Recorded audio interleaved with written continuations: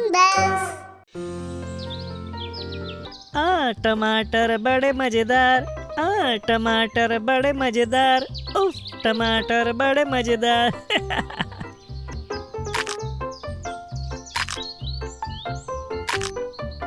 વાહ, કેટલો સરસ સ્વાદ છે આનો, મજા આવી ગઈ. નવેમ્બરનો મહિનો હતો.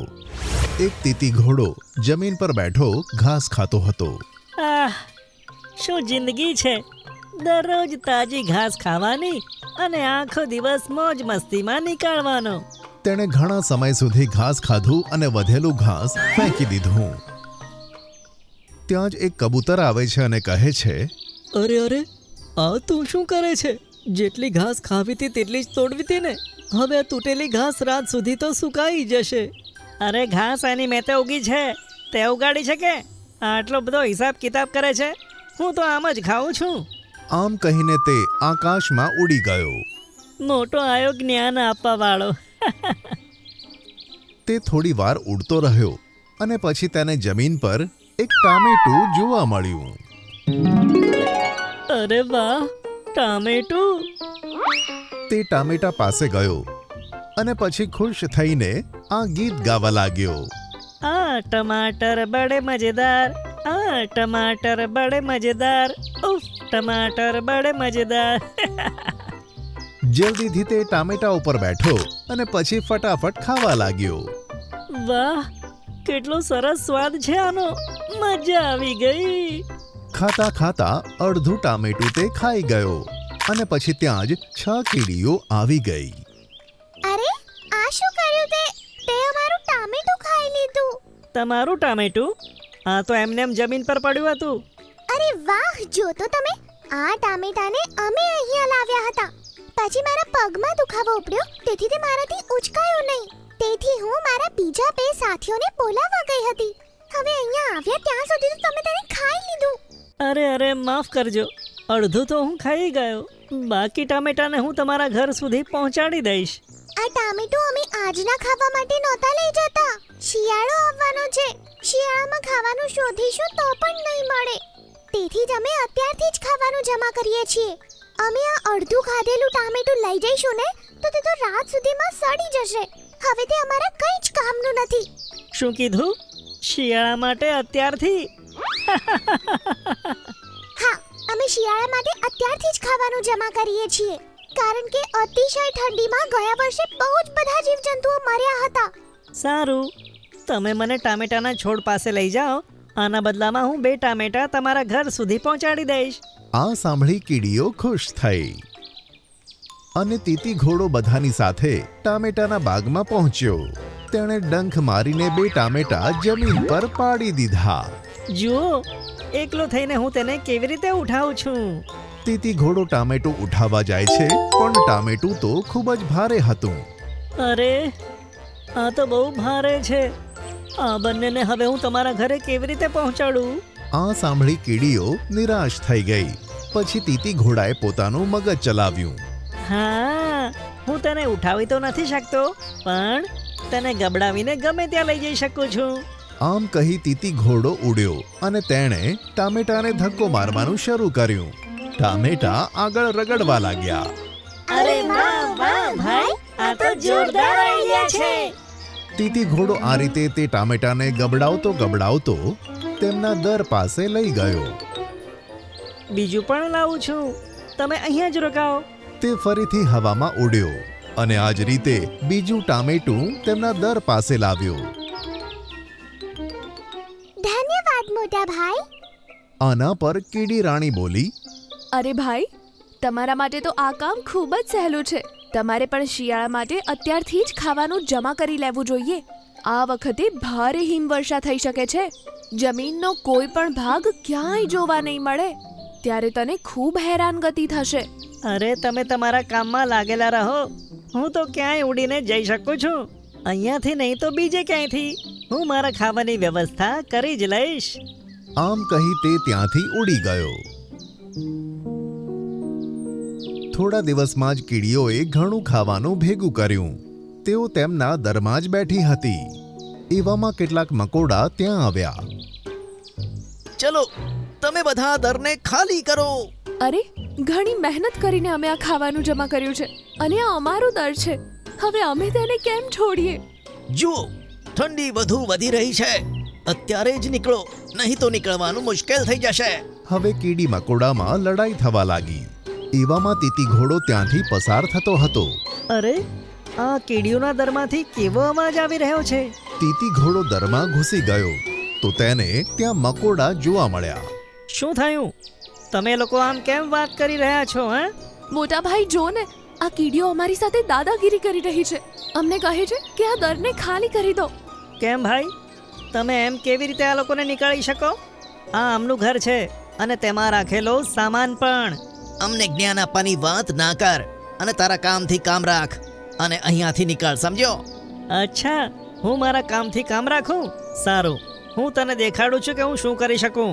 તીતી ઘોડો હવામાં ઉડ્યો અને બધા મકોડાને ડંખ મારવા લાગ્યો. અરે અરે, આ તો આપણી હડની પસલી એક કરી દે છે. જઈએ ભાઈ જઈએ, ઊભો રહે. તીતી ઘોડો રોકાઈ ગયો અને બધા મકોડા ત્યાંથી જતા રહ્યા. અરે વાહ મોટા ભાઈ, તમારો ખૂબ ખૂબ ધન્યવાદ. કઈ વાંધો નહીં વહાલી કીડીઓ, હવે હું જાઉં છું. દરમાંથી નીકળ્યા પછી તે સાંજ સુધી ફરતો રહ્યો. ઠંડી ખૂબ વધી રહી હતી અને તેને ભૂખ પણ લાગી હતી અને ઉડવામાં પણ તેને તકલીફ થતી હતી. અરે, જમીન પર તો બરફ ફેલાયેલી છે, એક પત્તું ઘાસનું દેખાતું નથી. હવે હું શું ખાઉં? તે ઉડવા માંગતો હતો પણ ઠંડીને કારણે તેની પાંખો પણ અકળાઈ ગઈ. ઠંડીના પવનો તેને પાછળ તરફ ધકેલી ગયા. પવનને કારણે તે કીડીઓના દરની અંદર જઈને પડ્યો. તેને જોઈને કીડીઓ તો હેરાન થઈ ગઈ. અરે, આ તો પેલા ભાઈ છે. તેમની આવી હાલત કોણે કરી? લાગે છે કે ઠંડીના કારણે તેમનું શરીર જકડાઈ ગયું છે. આપણે જલ્દી કંઈક કરવું પડશે. આપણે જે લાકડા ભેગા કર્યા હતા તેમાંથી થોડાક લાકડા લાવીને તેમની સામે આગ સળગાવ. ત્યાં સુધી હું મારા ખોરાકમાંથી થોડાક લીલા પાંદડા લાવું છું. અમુક કીડીઓએ તીતી ઘોડાની સામે લાકડીઓ મૂકી આગ સળગાવી અને કીડીઓની રાણી તે ખૂણામાં ગઈ જ્યાં તેઓએ ખાવાનો સામાન સંગ્રહ કરીને રાખ્યો હતો. ત્યાંથી તેણે દાડમમાં લાગેલું પાંદડું તોડ્યું અને પાછી તીતી ઘોડા પાસે ગઈ. તીતી ઘોડાની પાસે કીડીઓએ સરસ આગ સળગાવી અને હવે તીતી ઘોડાની આંખ ખુલી ગઈ. આ આગની ગરમીને કારણે રાહત મળે છે. તમારા બધાનો ખૂબ ખૂબ આભાર. તેમાં આભાર વ્યક્ત કરવાની શું જરૂર છે? તમે જ તો અમને પેલી કીડીઓથી બચાવ્યા હતા. જો તમે તેવું ના કર્યું હોત તો અમે પણ તમારી જેમ ક્યાંક ઠંડીમાં જકડાઈને પડ્યા હોત. પણ તમારા બધાની વાત માનીને જો મેં ખાવાનું ભેગું કર્યું હોત ને તો હું ભૂખ્યો ના હોત. તમારે ભૂખ્યા રહેવાની કાંઈ જ જરૂર નથી. આ લો એક લીલું પાંદડું. અરે વાહ, આ તો દાડમનું પાંદડું છે ને, મને બહુ ભાવે છે. આમ કહી તે પાંદડું ખાવા લાગ્યો. આગની સામે બેસીને તેની ઠંડી દૂર થઈ અને પાંદડું ખાઈને તેની ભૂખ શાંત થઈ અને તે એકદમ સ્વસ્થ થઈ ગયો. આવતી ઋતુમાં હું પણ તમારી જેમ ખાવાનું ભેગું કરીશ અને તમારી સાથે આ જ દરમાં શિયાળાની ઋતુ પસાર કરીશ. આ સાંભળી કીડીઓ ખુશ થઈ અને પછી બધા આગની સામે બેસીને વાતો કરવા લાગ્યા. મમ્મી પપ્પા, આ તમે બરાબર નથી કરી રહ્યા. હું પ્રાણીઓની મદદ નહીં સ્વાર્થ ભાવે કરું છું, પણ તેના બદલામાં તમે તેમની પાસેથી કામ કરાવો છો. જો તને અમારી વાત ખોટી લાગતી હોય તો આ જંગલમાંથી નીકળી જા.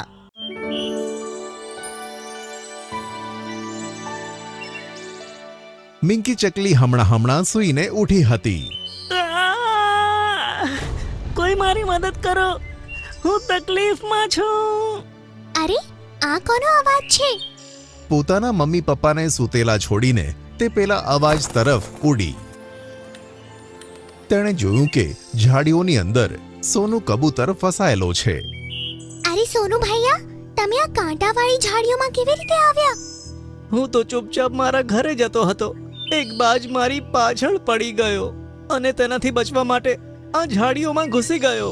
પણ આ ઝાડીઓ તો કાંટાવાળી છે એવું અંદર ઘૂસ્યો ત્યારે ખબર પડી. ત્યારથી અહીંયા જ ફસાયેલો છું. તમે ચિંતા ના કરો, હું તમને બહાર કાઢવાનો પ્રયત્ન કરું છું. હવે મિંકી ચકલીએ ધ્યાનથી તે ઝાડીઓને જોઈ ઝાડીઓ નીચેથી બહુ વધારે ન હતી. સોનુભાઈ, તમે ઝાડીઓમાં ઉપરની તરફથી આવ્યા એટલે ફસાઈ ગયા. મને લાગે છે કે જો હું તમને નીચેથી બહાર કાઢવાનો પ્રયત્ન કરીશ તો કદાચ તમે બહાર આવી જશો. આમ કહીને મિંકી ચકલી વિચાર્યા વગર ઝાડીઓની નીચેથી અંદર જતી રહી અને તેણે કબૂતરની પાંખ પકડીને તેને નીચે તરફ ખેંચી લીધો. Thank you so much Minki ચકલી. એવામાં એક પરી જમીન પર ઉતરી. શું અહીંયા કોઈ મુશ્કેલીમાં છે? ઘણા સમયથી મને એક અવાજ સંભળાતો હતો. જી હા વાદળી પરી, આ સોનું કબૂતર ઝાડમાં ફસાયેલો હતો. મેં તેને કાઢવાનો પ્રયત્ન કર્યો અને તે નીકળી ગયો. અરે વાહ પ્રિય ચકલી, તે તો મારા કરતા પણ પહેલા પહોંચીને આ કબૂતરનો જીવ બચાવ્યો. જો તને બીજા જંગલવાસીઓની મદદ કરવી અને તેમનો જીવ બચાવવો ગમે છે તો હું તને એક શક્તિ આપું છું. આમ કહીને પરીએ મિંકી ચકલીના માથા ઉપર લાકડી ફેરવી. આજથી તો બીજાની મદદ કરવા માટે જે પણ ઈચ્છા માંગીશ તે બોલતાની સાથે જ પૂરી થઈ જશે. શું તેવું ખરેખર થશે? હા, પણ ફક્ત બીજાના માટે. તો પોતાના માટે આ જાદુનો ઉપયોગ નહીં કરી શકે. આમ કહી આસમાની પરી ગાયબ થઈ ગઈ. મિંકી ચકલી અને સોનું કબૂતર બંને પોતપોતાના ઘરે પહોંચી ગયા. સોનું કબૂતરે મિંકી ચકલીની જાદુવાળી વાત આખા જંગલમાં ફેલાવી દીધી. બપોરના સમયે સસલું, શિયાળ અને હાથી મિંકી ચકલીના ઘરે પહોંચ્યા. મિંકી ચકલી, જલ્દીથી અમારી સાથે આવ. જંગલમાં સિંહ આવ્યો છે. એવામાં તું જ અમને બચાવી શકે છે. તમે બધા ચિંતા ના કરો મિત્રો, હું હમણાં જ આવું છું. આમ કહીને મિંકી ચકલી તે ત્રણેય સાથે આગળ વધી.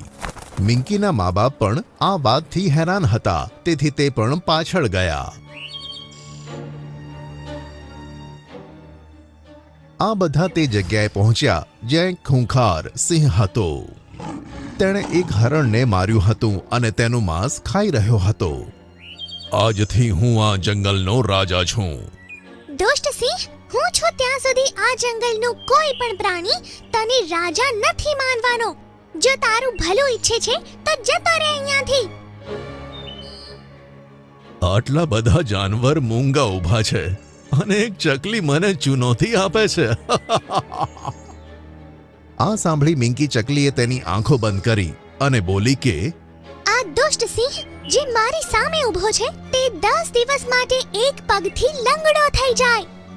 આટલું કહેતા જ સિંહને દુખાવો થવા લાગ્યો અને તેનો એક પગ ઉપર થઈ ગયો.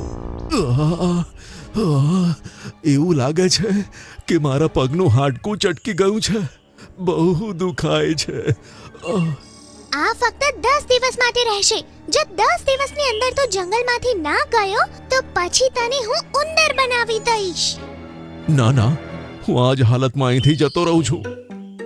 આમ કહી સિંહ ધીરે ધીરે લંગડાતો ત્યાંથી જતો રહ્યો. બધા જાનવર મિંકીનો આભાર માનવા લાગ્યા. આ જોઈને મિંકીના માતા પિતામાં લાલચ આવી ગઈ. તેમણે તેમના બધા કામ જંગલોના જાનવરો પાસે કરાવવાના શરૂ કર્યા. જાનવરો પણ તેમનું માન સન્માન કરતા હતા, તેથી તેમની કોઈ વાત ટાળતા ન હતા. પણ મિંકીને આ જરાય ગમતું ન હતું. મમ્મી પપ્પા, આ તમે બરાબર નથી કરી રહ્યા. હું પ્રાણીઓની મદદ નિસ્વાર્થ ભાવે કરું છું, પણ તેના બદલામાં તમે તેમની પાસેથી કામ કરાવો છો. જો તને અમારી વાત ખોટી લાગતી હોય તો આ જંગલમાંથી નીકળી જા. અમને આવી નકામી છોકરી નથી જોઈતી જે આખા જંગલને મફતમાં મુસીબતથી બચાવે છે. તેમ છતાંય અમારા બધા કામ અમારે જાતે જ કરવા પડે છે. પોતાના માતા પિતાનો ઠપકો સાંભળી મિંકી ચકલી ચૂપચાપ ત્યાંથી જતી રહી. એક મીઠું જે આ બધું જોઈ રહ્યો હતો તે પણ તેની પાછળ ગયો. એક શિકારી જંગલમાં બેઠો હતો અને તેની પાસે એક પાંજરું પણ રાખેલું હતું. મિંકી જાતે જ તે પાંજરામાં જઈને બેસી ગઈ. અરે, આ શું? શિકારીએ જલ્દીથી પાંજરાનો દરવાજો બંધ કર્યો. આ તો બહુ સારું થયું. કંઈ પણ કર્યા વગર એક સરસ ચકલી મળી ગઈ. આ બરાબર નહીં થયું. હવે મારે કંઈક કરવું પડશે. મીઠું જલ્દી જંગલમાં પહોંચ્યો અને તે વાત તેણે બધા જાનવરો અને પક્ષીઓને કહી દીધી. બધા જાનવર મળીને હવે મિંકીના માતા પિતા પાસે જાય છે. બધાને મુસીબતથી બચાવવા વાળી મિંકી ચકલી આજે તમારા કારણે પોતે જ મોતના મોંમાં જતી રહી. કેવા મા બાપ છો તમે? પોતાની છોકરીને ઘરેથી બહાર નીકાળી. અમે જે કંઈ પણ કર્યું તેનો અમને અફસોસ છે. અમે હમણાં જ તેને બચાવવા જઈએ છે. આમ જવાથી કોઈ ફાયદો નથી. એ શિકારી તમને પણ પકડી લેશે. આપણે કોઈ સારી યોજના બનાવવી પડશે. આ બધા ચોરી છુપી ત્યાં પહોંચ્યા. મિંકી પિંજરામાં કેદ હતી અને શિકારી તેની પાસે બેઠો હતો. થોડેક દૂર શિકારીએ જાળ પણ પાથરી હતી. સાથીઓ, શિકારીએ જાળ પાથરી છે. મારી પાસે એક યુક્તિ છે. પછી હાથીએ પોતાની યુક્તિ કહી. ત્યાર પછી બુલબુલ, મેના, પોપટ, કિંગફિશર અને વુડપેકર જઈને જાતે જ જાળ પર બેસી ગયા. અરે વાહ, આટલા બધા પક્ષીઓ મારી જાળમાં ફસાયા. શિકારીએ નવું પિંજરું ઉઠાવ્યું અને જાળની પાસે પહોંચી ગયો. લાગ જોઈને હાથી અને બીજા બધા મિંકી ચકલી પાસે પહોંચ્યા. તમે લોકો મારા ચક્કરમાં પોતાનો જીવ જોખમમાં ના નાખશો. મિંકી, તે અમારી કેટલી બધી મદદ કરી છે. અમે તને કંઈ નહીં થવા દઈએ, તો ચિંતા ના કર. ત્યાં જ શિકારીએ એમને જોઈ લીધા. અરે, આ શું? આટલા બધા જાનવર એ પાંજરા પાસે શું કરે છે?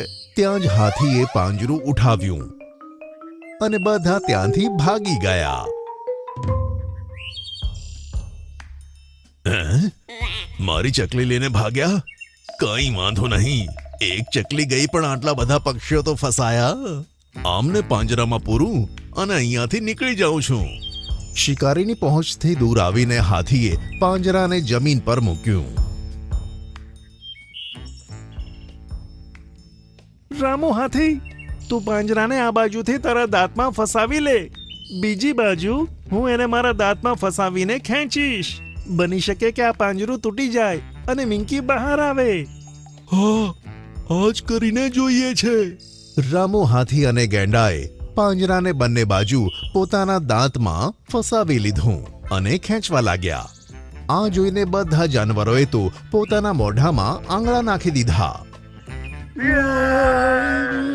ઘણું જોર લગાવ્યા પછી પાંજરું બે ભાગમાં તૂટી ગયું અને મિંકી ચકલી આઝાદ થઈ.